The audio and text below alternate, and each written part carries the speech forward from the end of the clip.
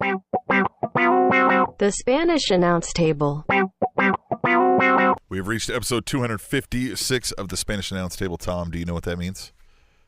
That it's Wednesday. It's Wednesday, and this is the best podcast recorded on a Wednesday. Thanks for hitting that up, setting it up on the tee for me to hit up there, Tom. How are you, Tom? Besides the neck, this neck is feeling better.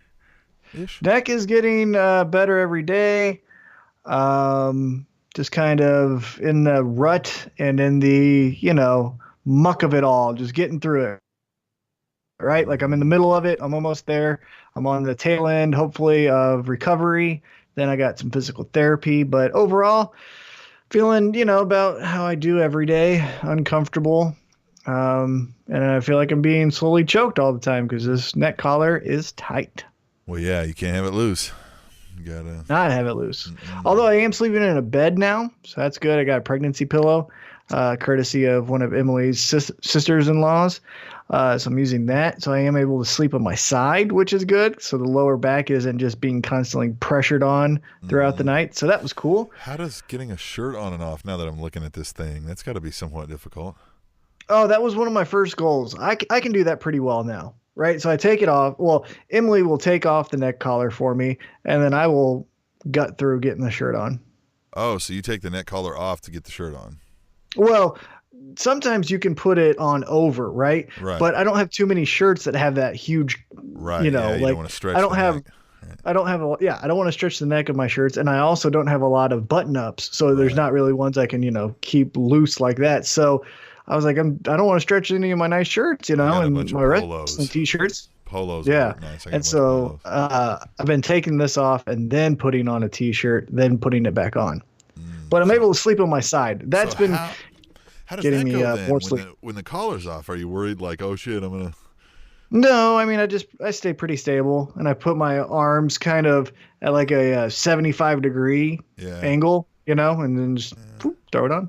Okay. It's not fun. There's discomfort. Dog comes definitely running in and clips you at the back of the knees, and then everything's fucked. Then everything's done. Yeah.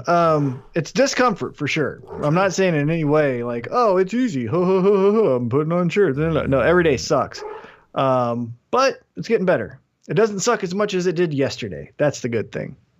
Yeah, and you still got, not to be not to keep pounding the here's what sucks a drum, but you still got a ways to go in this thing yet, huh?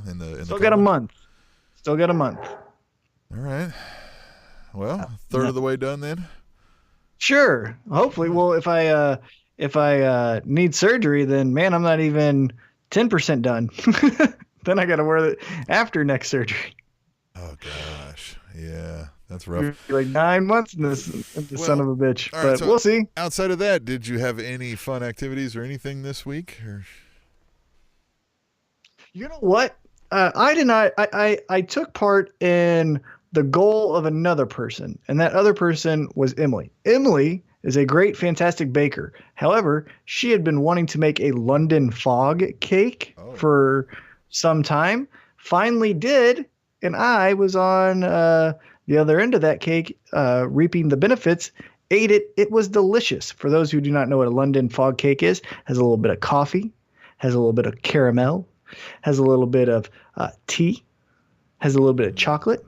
It is fantastic. Emily did very, very well. She did spectacular.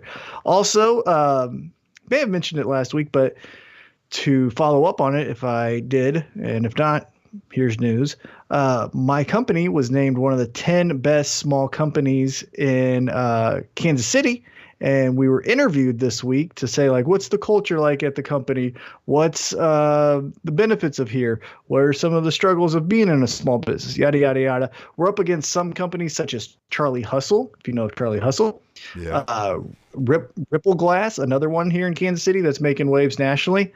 So we are very fortunate to be a part of those groups. But we got interviewed, so shared our culture and stuff like that. Also, I've been training new hires. We've expanded our team. We doubled in size. So now I have an employee that works underneath me, not physically, but in the hierarchy of the company.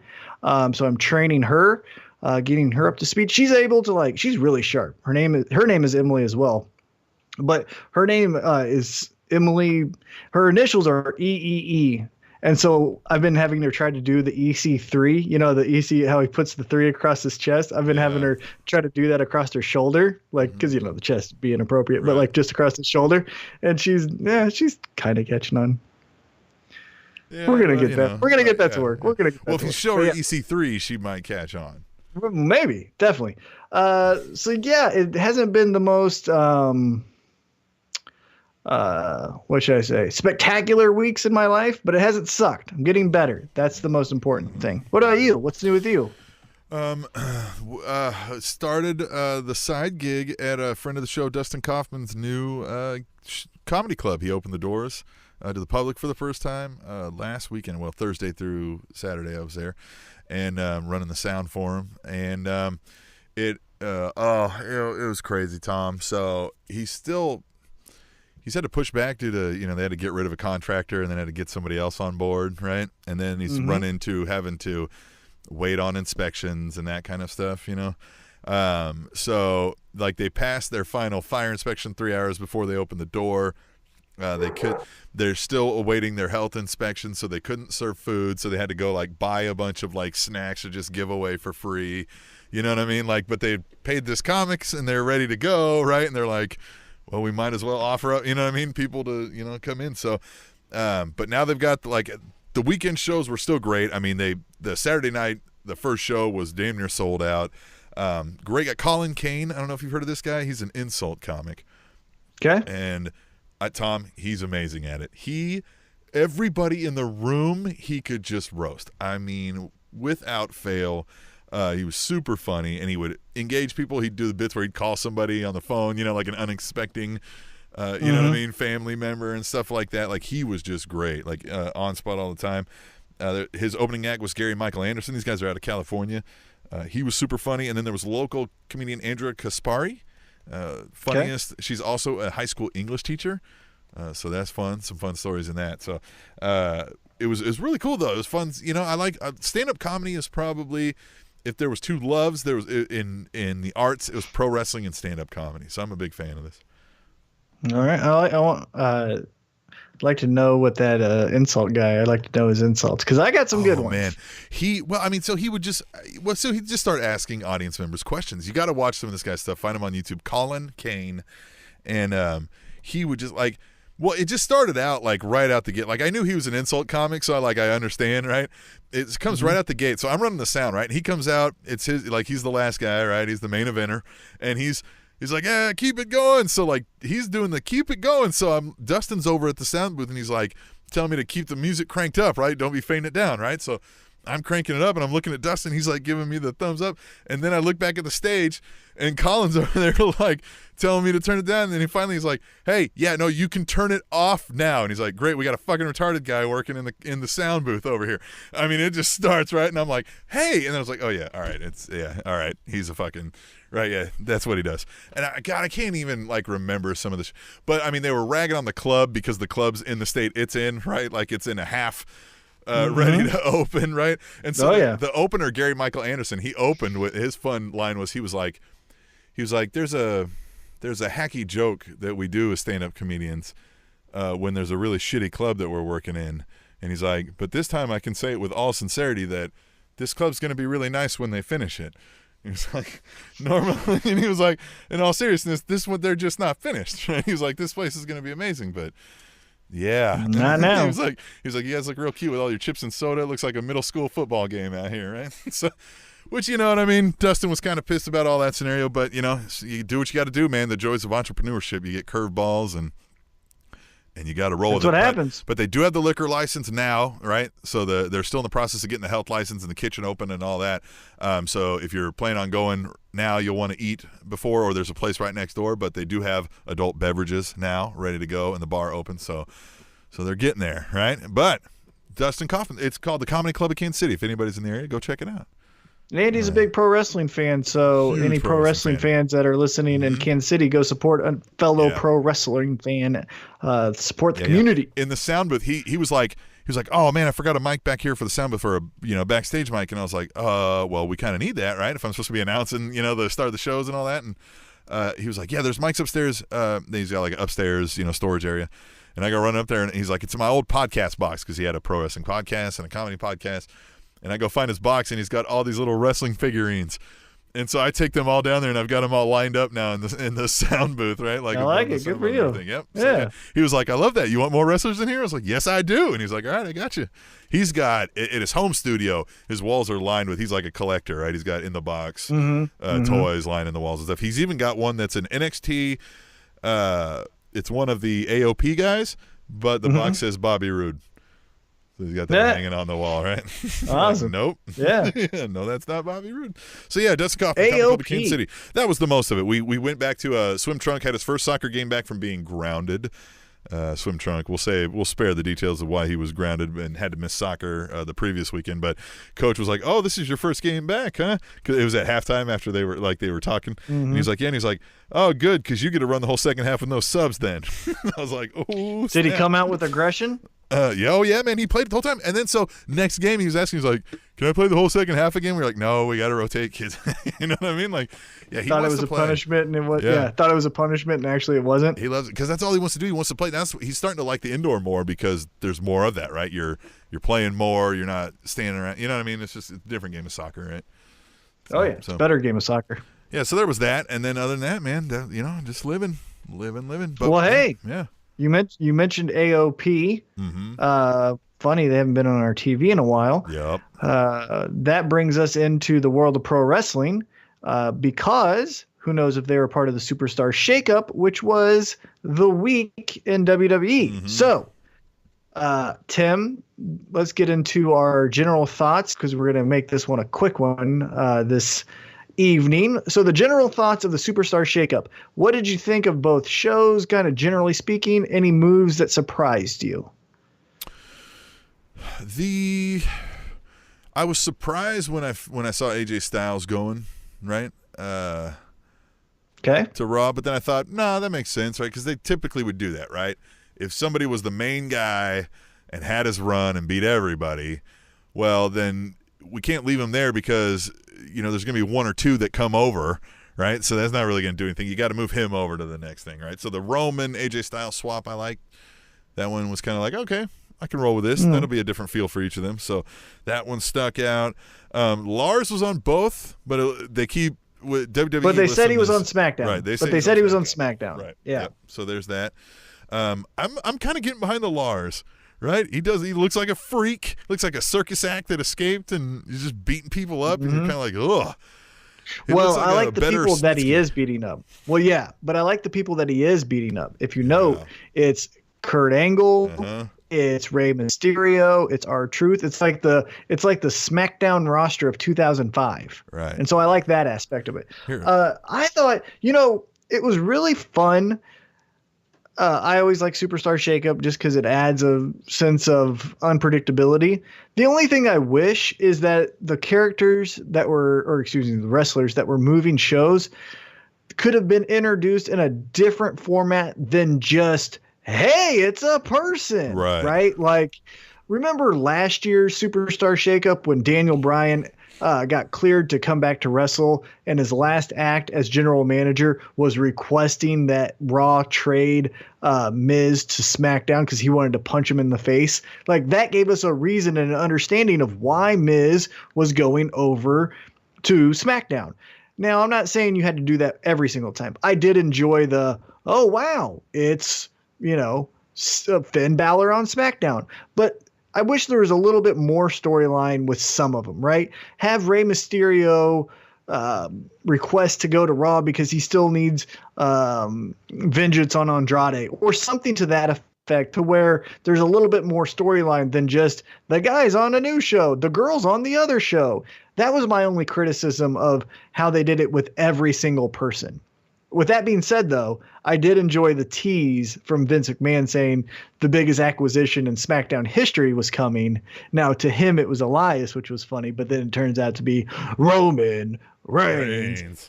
And so that was good. That was a great cherry on the top of what was the Superstar Shakedown or Shakeup. So I enjoyed that. But do you want to kind of break down Raw and get into SmackDown, kind of typically how we usually do it? The Superstar Shakeup was throughout the week, Tom. We had Raw. Kicking it off, they bring out Stephanie and Shane, right? They're out there. Shane's doing his heel thing. I guess he's speaking French, I guess. I don't, what'd you think of that segment? I mean, I like that the McMahons are on the same side now, although it's weird that, hey, we're just friends now because you did a bad thing to Miz, a guy we don't even really like. Right. I thought the segment was a little weak. I don't know. Stephanie, I never get. Like, I never know what she's doing.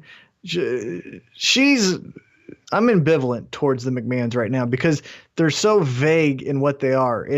They're just plug and play, right? We need a villain. We'll be the villain. We need a babyface. We'll be the babyface. And so you're just flipping and flopping. You're like the Big Show. So then I just don't care, right?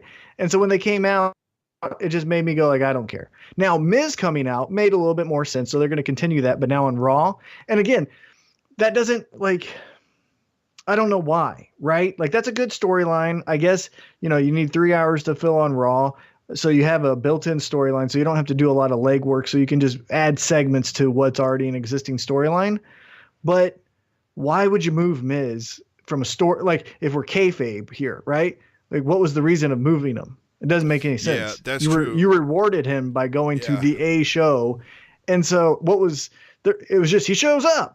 Well, who made the change? Yeah, I get that some of it is just, hey, corporate came down and said, you're on this brand now. I get some of that. But, yeah, you're right. When somebody's deep in a story, like seemingly in the middle of it. But I think some of that's what they want. They want you thinking, well, they're in a storyline. They won't switch them. What? Right? Like, oh, I got to tune in to see what happens. What would have been really cool? And again, I don't know the backstage of it, so tweet the table and tell me I'm dumb or whatever. I don't care. But you really want to have fun with the Superstar Shakeup where you say all brands, every talent is up for being traded? Have Shane bully The Miz and send The Miz down to NXT. Right? Yeah. Like, that would make more sense. Like, hey, you lost to me at WrestleMania. You prove that you're not even main event worthy. Go back to NXT. And then you could be like, I'm a 40-year-old man. Look at me. Yeah. Well, and you could have Miz win a match to get out of NXT, right? Like, blah, blah, blah. You could get him back on the main roster. But that's what I'm saying. Punish him. What you did, again, if we're all thinking this is real, is you rewarded him by saying now you're on the premier flagship show. What? Right. That make no fucking sense. Right. Well, what also doesn't make sense is the War Raiders are now the Viking Experience. They both have new names. They're on Raw, even though they're the NXT Tag Team Champions, and they're taking on Ryder and Hawkins and Blackachet, who is now officially on Raw. The War Raiders thing I just don't get, man. I get when you're bringing some folks in and you want to change the name up a little bit. I get the War Machine to War Raiders thing, but now I don't get it. You're already under the WWE umbrella. Why did they have to change their name? What? Yeah, we that's all the know part. Who they are. It's so weird. Yeah, that's the part that I think is the most frustrating. Is like you said, to further your point. It'd be one thing if it came from the independents and, hey, we want to own this name. But you own the name of War Raiders. And that was your trademark. Yeah. They're your active champions on another brand. Are they going to be the War Raiders on NXT and the Viking Experience? Yeah, like, exactly. What's going on Doesn't here? make sense. Yeah, that's the part. And, even to go to a little bit more of a corporate answer, I think, I would understand it a little bit because you're saying Raw's the PG show. We can't have the name War in it, even though Raw is War. Used to be a thing for many years. Well, we're going to say Viking War, Raiders? can't say it. Well, yeah, exactly. Or why not have them have a manager that says this is a new team to meet the new competition, right? Have an understanding of why the name is changed. That's where again, the small detail of, okay, you're going to change the name. Again, the real reason is because we can't have War being said on a 3-hour show that has Mattel sponsorship. Okay, but give me the reason why it was changed. Furthermore, their names were changed. Yeah, it's Hanson and now Igor. What was wrong? So now again, like you said, they're gonna go back to NXT and be like, Hanson, no, it's Igor. Why? Like, that's so stupid. That's the reason I think we hated the name change. Yeah, no, it's bad. It's not good. It's really not good. Yeah, they're calling them. What are they calling them now? It's Ivar and Eric with a K. Yeah, They tried Eric Rowan with a K also, and now he's just Rowan. They really want that Eric with a K. Yeah, it's weird. That's why I think it was shit on so much, though. They, as a team, are really cool, right? You know what it is like Vince really wanted to name Shane Eric with a K, and Linda was like, no, that's stupid. And he's like, I'll show you stupid. Yeah, everyone's going to be Eric with a K. But, again, the name change would have been cool if you given me a reason. A manager says something, or they say something. Changing their individual names makes zero sense at all. I do not understand that in the slightest. And again, to further your point, it was names that you already gave them. At Mr. Fourth Row on Twitter, and you too, the listener at home, can play along at Twitter, #TweetTheTable. He says, at Mr. Fourth Row says, the Viking experience sounds like something I would enter a contest to win with included airfare from Scandinavian Air, #TweetTheTable. The name, the Velveteen Dream, and you know what I mean, the like his whole experience, like that fits that thing, but this does not. No Vikings would be calling anything an experience. Like they don't like it. Just the Viking Raiders. Like if you had to have the Viking term in there, right, or the Viking machine, or you had to take war out, yeah, right. That's what I'm saying. Like if you had to take war out, like I don't get it. Maybe it was just a copyrightable thing that they want. Who knows? Maybe they don't have the full war rate. Maybe they're like, we better. I don't know. It was a big, for the first impression of the Superstar Shakeup, it was a big miss for me. Call them the Vikings. That would be 10 times better. Mm-hmm. At least we agree. Like, that's pretty on the nose, but whatever. Yeah. Whatever. All right, let's get back to Raw here.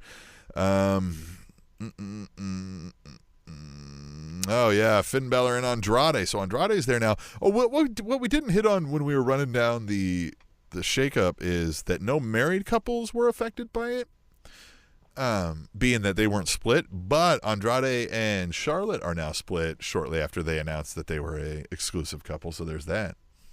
But Andrade got a win over Finn Balor, so maybe there's a little bit more of like they already traveled together as it is. So, because who knows, Charlotte was backstage, and maybe on Tuesday Andrade's still backstage. Like they could still be traveling the same schedule. But yeah, I found that interesting. Naomi and the Usos went to Raw, not just one or other. Well, they just had a contract deal. He might have been able to work that in, saying, "Hey, right, exactly." But with this, I thought it was a good win. Again, Andrade, I think, is really good. That little flip into a backflip kick on Finn Balor, I thought was a cool spot. You know what it almost made me think of? Because how Zelina helped Andrade get the victory and how they featured her doing that to Finn, and that's what catapulted Andrade to get the win. It had hints and shades of S.A. Rios and Lita. Remember? Mm-hmm. Like when Lita, it was like, no, we like this Lita. And S.A. Rios was good. There's nothing wrong with him. He did really fun moves and all that stuff. But soon enough, a couple months later, it was more Lita, and then we don't see Zelina Vega. This Andrade just feels like their next attempt at Alberto Del Rio to me. Like, and just like they just like, oh, here's a handsome Mexican, and we're like, well, yeah, yeah, I don't get that. Now, I will say, his in-ring ability is very, very good. So, very good. He's very good. Way better than Alberto Del Rio is what I'm saying. He's, younger, better wrestler. But yeah, they need to keep Zelina as his deal. She needs to be leading. I just hope that he doesn't get S.A. Rios. That's all I'm saying. Mm-hmm. Rusev managed to avoid that because Lana was on fire, and we were about to be like, "Who cares about Rusev?" And then now she's switched up. Right. She could go away, and we wouldn't care. Yeah, exactly. All right, then. Well, because she went from like this, cold, manipulative, stonewall bitch to like a fly girl that used to be on In Living Color. Yeah, like, what the fuck did happen? To a comedy character. Yeah. Yeah. All right, then the Lars Sullivan thing. So Elias is out there. Lars comes out. Rey Mysterio, he beats him. It was Rey Mysterio, and then Lars comes out to beat him up, right? We talked a whole lot about Lars earlier. At Chris Mercado 23 says, is Lars Sullivan trying to be a modern legend killer? #TweetTheTable, which is kind of what you hit on. You think that's an angle they're actually doing, or it just happened? Sure hope so. It would be cool, wouldn't it? because he would be a babyface to me in about 3 seconds. Like, I love it. Get rid of these old people. Next is Randy Orton. That should be his first program. Legend Killer versus Legend Killer. That could be right? good. Just fucking let's do it. Well, Pull the trigger. That's who it's got to build up to, right? Yeah, so he's got to You like think take anything can build in this fucking writing team? Well, you think anything can build? That's what we're suggesting, right? And I know you're listening. Right. I know you're listening, Vince. Yeah. Vince listens, right? The Usos came out and take on, for the last time, the tag team of Chad Gable and Bobby Roode, because who went? Gable went to SmackDown. Which I think is awesome. Gable should be the United States champion. I think the Olympic hero thing with the United States champion, I think him and Samoa Joe should have programmed yesterday. I think that's money right there. With the Usos being on Raw, I think that's perfect because they are the best tag team. And again, if you're saying Raw is the flagship show, you need to have the best tag team. The tag team division on Raw is a clusterfuck mess, so it needs some stability. I think the Usos add that, and they had the credibility of being the best tag team in the goddamn world. So word is Joe's going to be on Raw. They had him planned, and there was travel plans where a lot of people couldn't make it, but not only that, Samoa Joe apparently showed up and had like one of the worst flus and could barely stand up, and they weren't going to let him on, and he wanted to go. Apparently they were going to have a big deal, like maybe that would have been the Lars spot, might have been his spot there on Raw. And so I think he's going. Since they sent Balor over, I think they're sending him over to Raw. But they didn't announce it unless it's going to be a surprise because they announced the full list. Okay. No, they didn't announce it, but that was all the plans. Now, again, maybe that changes. I don't know. But, yeah, apparently he was, like, rotten sick. But, again, that's all conjecture. We don't know. We don't fact check, of course. So who knows? I'm not going to call Joe up and be like, yo, Joe. Well, what I would do is I'd keep Joe on SmackDown as United States champion.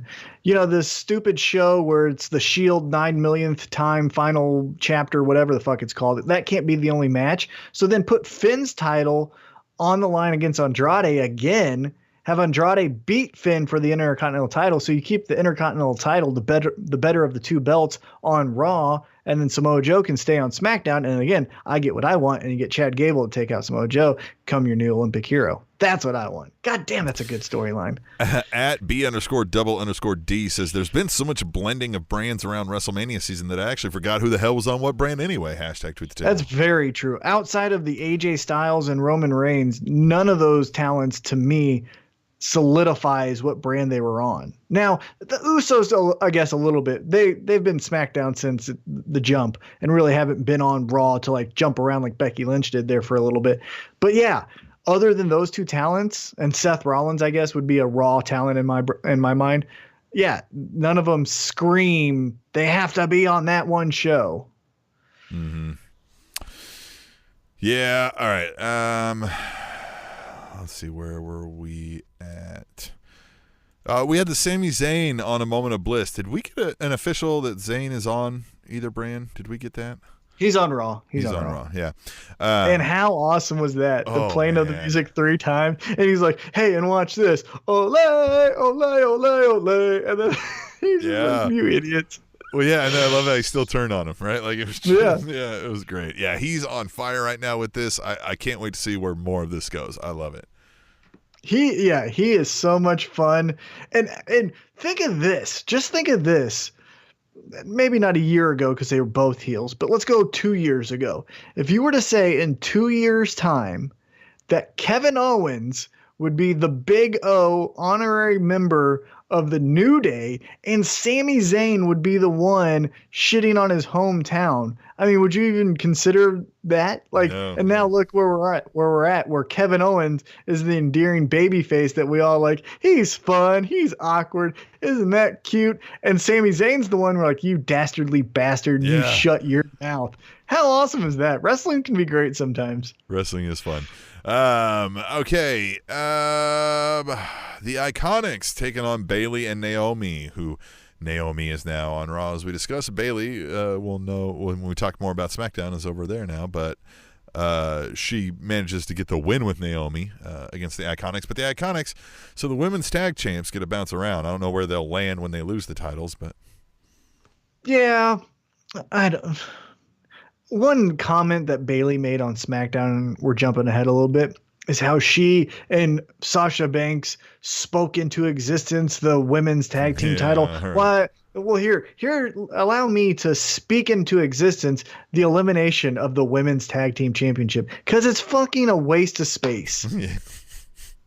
Who fucking cares, man? And I'm not saying it's a women's thing, but for you to have the only championship that bounces around all of these brands, and that for it to be in the middle of the show where it's not something like closing out the end of pay-per-views, man, get the fuck out of here. And again, it can move to where it's awesome and it's amazing. I'm not saying it can't, but as of now, miss me with all that bullshit with the women's tag team title belts. They look cool. I love the Iconics, but I don't need it.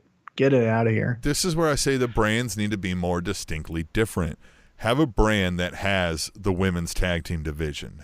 You know what I mean? Exactly. Like, it doesn't have to be the only thing it has, but it also has that, right? Like it has that. And then the men's tag team division is over on one of these other brands. And the cruiserweight division is on one of the brands. And like you just mix and match, man. It would feel much better and more different. And we wouldn't have to have these multiple belts across multiple brands. Like, yeah, it's a clusterfuck mess of just bloated constipation. Yeah, it really is. It really is. I like that. That's a very good on you. That was good. Yeah. EC3 getting served up to Braun Strowman because EC3 is just not welcome anymore.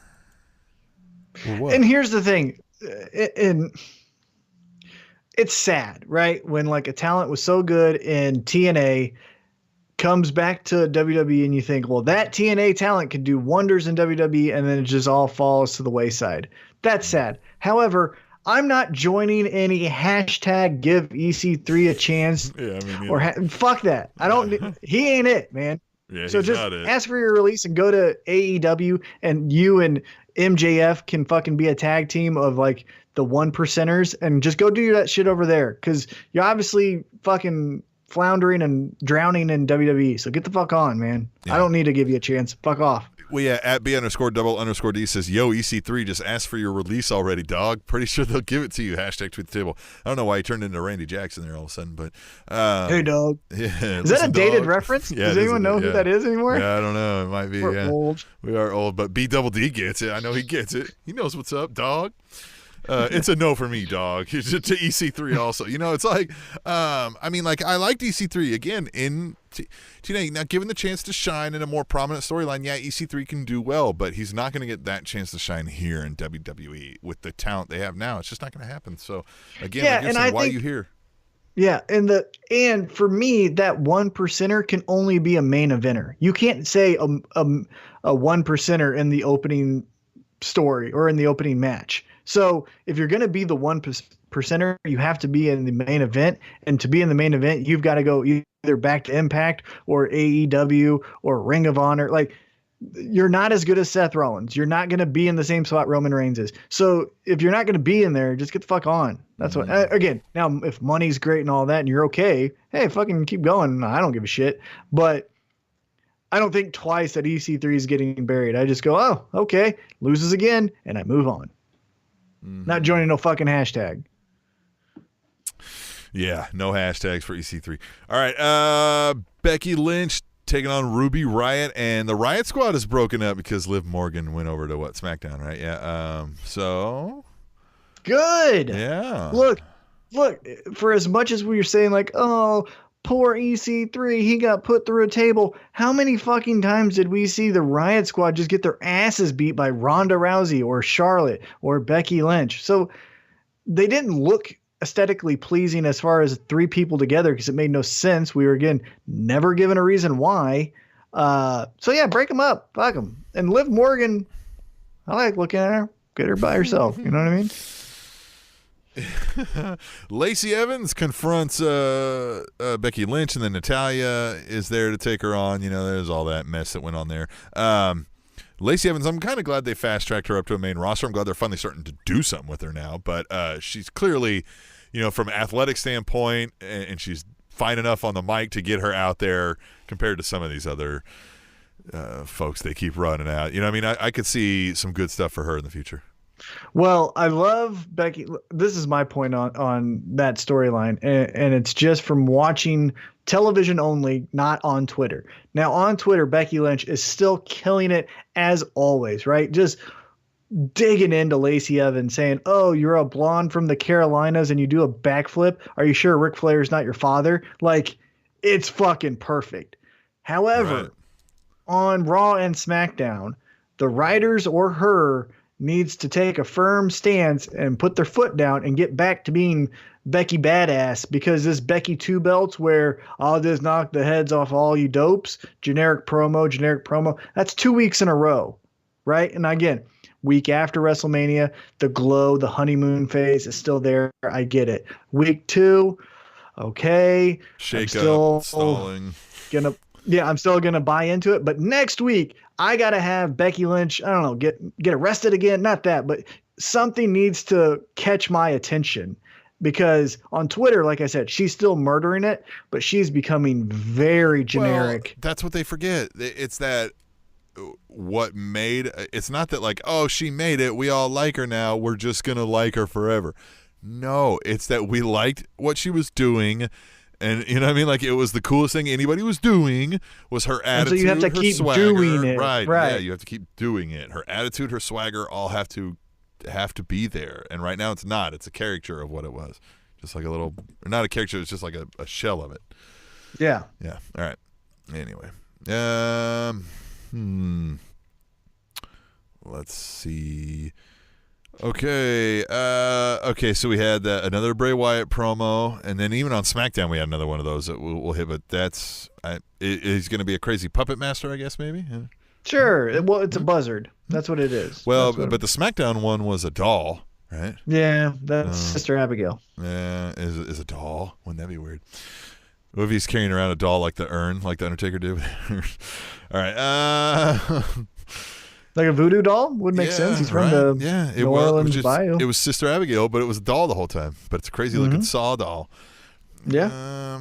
Okay, Seth Rollins, AJ Styles, and Roman Reigns taking on Drew McIntyre, Bobby Lashley, Leo Rush. They did pretty good with the not leading on to who it was. You know what I mean? Like, and then it's it's. Although, did you catch the backstage promo where AJ Styles almost accidentally walked out? Oh no! Yeah, Seth Rollins was like, "Oh man, I guess this guy's trying to get out and reveal himself early," because I think it was by mistake. I think AJ just didn't hear the promo, right? And he like opened the door and shut it. Yeah, he's going out to take a shit. Yeah, look, AJ Styles on Raw is fucking awesome. That's like, again, I don't trust the WWE can do a fucking good proper storylines anymore. So let's just do this next week. Who becomes number one contender for Seth Rollins? Do a tournament, a one-night tournament. 3 matches. The winner has to compete in 3 matches. AJ Styles wins that tournament. Put in Bobby Lashley, all those fucks, right? AJ Styles is your new number one contender. Let's have him hammer home the goddamn number one contender, Seth Rollins. He ends up. This is what I'm doing. I'm writing you the whole storyline for the next 6 months into SummerSlam, right? That's all right. Yeah, because this is what you do. Except for there's a little bit of a hiccup because Finn Balor was in there, but now he got traded or moved over. But you have AJ Styles, Seth Rollins. Seth Rollins prevails. It ends up driving AJ Styles to a heel because he's like, this motherfucker isn't better than me, but I think he might be better than me. One of those kind of heel things, right? So he turns heel. Then I would have had Finn stay on Raw, and then you do Bullet Club versus Bullet Club. You have Carl Anderson and whatever his name was, Luke Gallows, join AJ Styles, go up against the babyface Finn Balor, and do the Bullet Club thing, which drives Finn Balor to become the demon to prevail, right?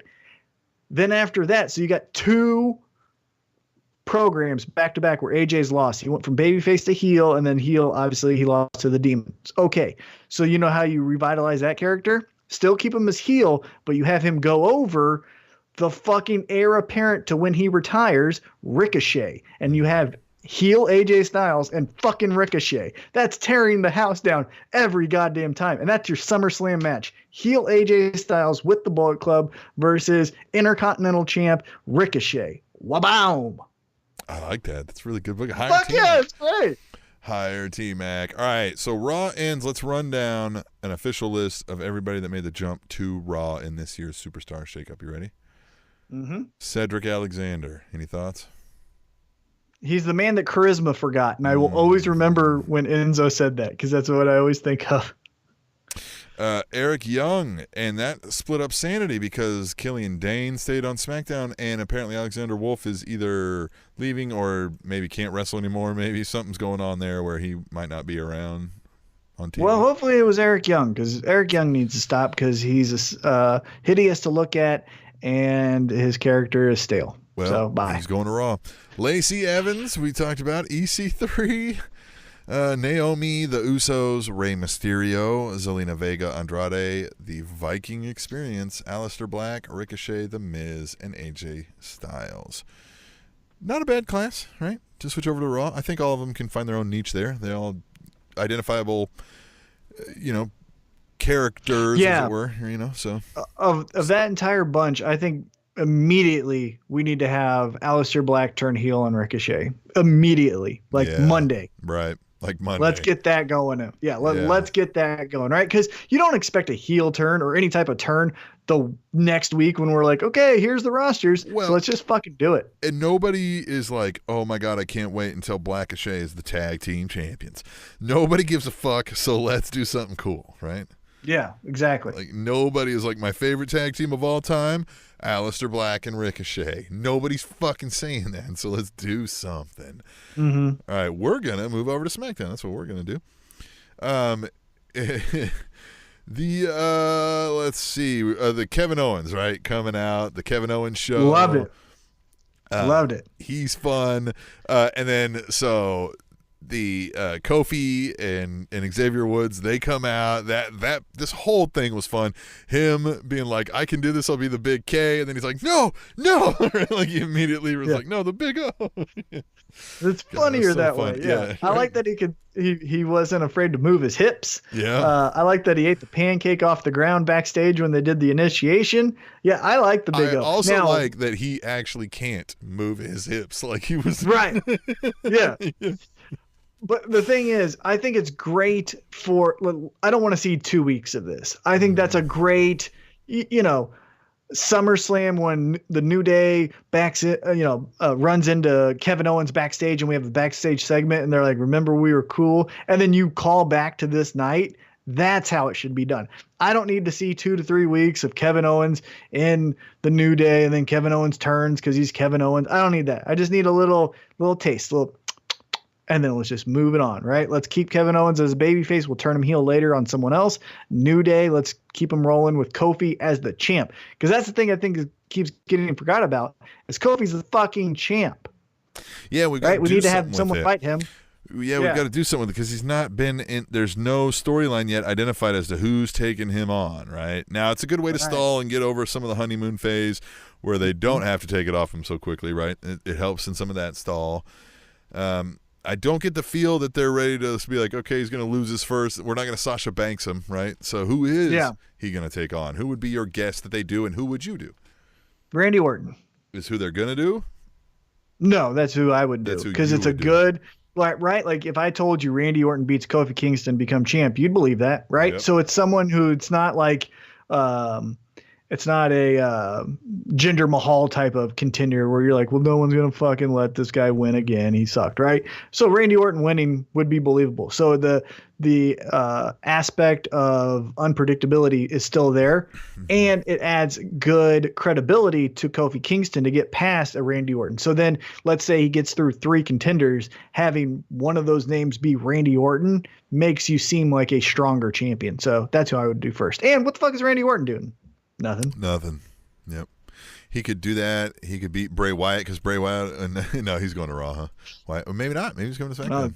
Maybe not. Yeah. He comes in, and since he'll come in with this hot new gimmick, they'll make him lose his first 7 matches. I mean, you could really do you could have him go through Randy Orton, and then Kofi could go through Lars Sullivan because that's going to fizzle out quick. So might as well get the match out of it now, and then have him himself, right, and then have him take on the emerging Bray Wyatt, who went through 2 guys on the mid card, and now, oh my God, is the darkness of the Buzzards going to overtake the brightness of the New Day? Right there you fucking go. There, Right, then he wins that, and then the next, then you're like SummerSlam. Then Big E turns on him when he comes back, and then that's what fucking get back. Right, and he's like, "You brought the Big O in," like that's why he's mad.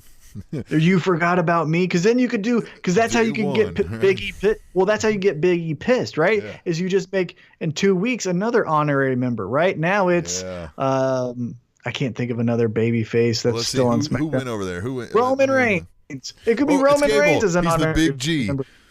He's Big G, Chad Gable, right? And then he's the out big there doing dog. Something stupid. Well, you do the big dog with Roman Reigns, right? Mm-hmm. And he can be an honorary member. Otis. And then you do it, Otis, right, exactly. And then when Big E comes back, he's like, "You motherfuckers think I'm just replaceable?" And that's what causes the heel turn. Mm-hmm. I like that. Good. Man, hire T-Mac. All right.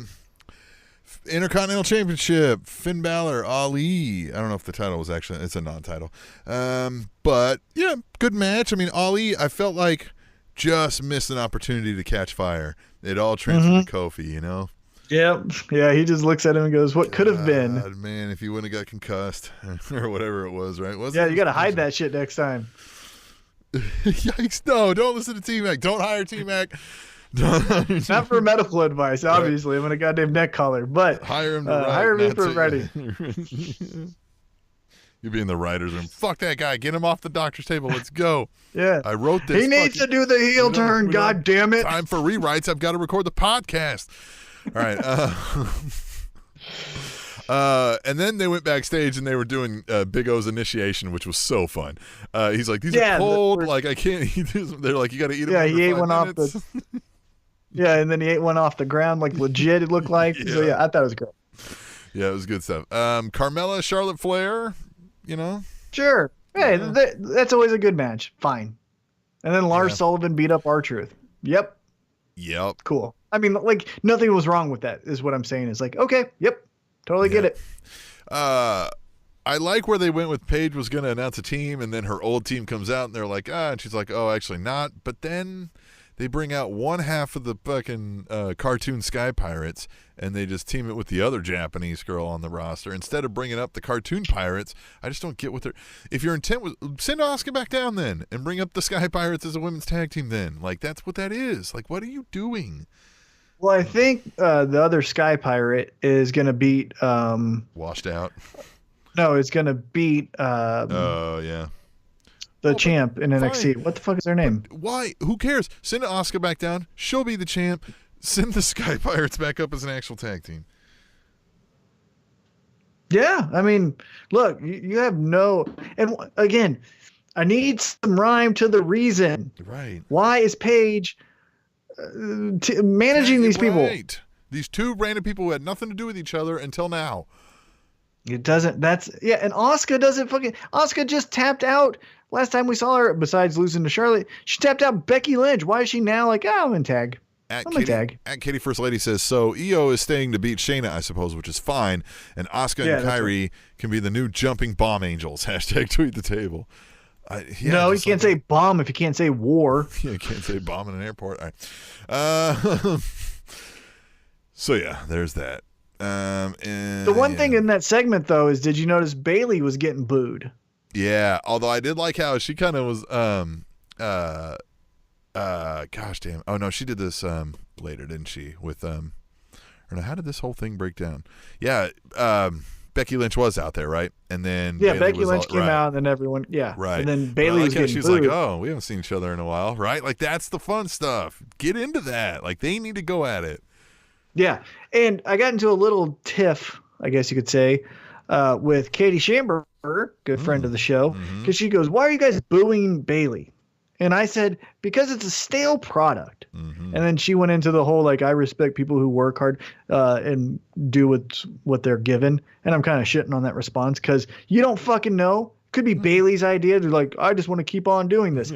But Bayley stated on SmackDown, "I left all my hugs on Raw." Okay, so now you've established, and I'm taking you verbatim, that you do not hug anymore. So the fuck do you do? Yeah, what? Gimmick. This is a gimmick world. So if you no longer hug, Right. and you just say, I want to be champ, well, so does the fucking girl in the 5th row. So does the guy in the 10th row. Like, and this is you all doable. have to do something. This is all doable. You can make one of your prominent storylines is Becky, like, saying, like, no, fuck that. It's now my time, right? Like, and her fucking turning her attention. Bailey. Bailey to Becky. And then, like, she's like, fuck this. Like, okay, I came in here. I had the dream. I couldn't believe it. I was overwhelmed. All I want to do is, like, that shit's done. Now I'm here. Like, it's not a dream anymore. It's my life. You know what I mean? Like, it could just. You could get really gimmicky with it because you could say, this is no longer my dream. This is your nightmare. Oh, that'd be fun for her to say. She could do like a bear hug, right? Like, right? Yeah. As the damn, the only hug I'm given is a bear hug now, right? And that's her finisher. Remember, it's the Bailey to belly hug. Yeah, the only hugs that are coming now is going to be a Bailey to belly. That's it. It's pain. It's pain. Yeah. Yeah, I don't know. Whatever. All right, let's move on. And so Ember Moon is also there. Neat. Then Rusev, Shinsuke, and Cesaro took on the Brand New Day, which I thought was a nice touch, them calling them that. Apparently, Sheamus might be slightly injured from what I was reading online. I don't know, but Daniel Bryan as well. Yeah, yep. So, again, then we get the Roman Reigns thing. Roman debuts. I thought we touched on this earlier in the episode, but I thought it was cool how, Vince said the biggest acquisition is Elias, and he kind of meant it. One thing, because poor Vince, he's still in it. Like, in his mind, he's still 30, right? But his body is 110. But when Roman got in there and Vince is like doing like a standing shuffle as if he's like a lineman in the NFL, and he's like, what's going on? Right. And then he just gets hit in the face. God bless Vince McMahon, that crazy old bastard.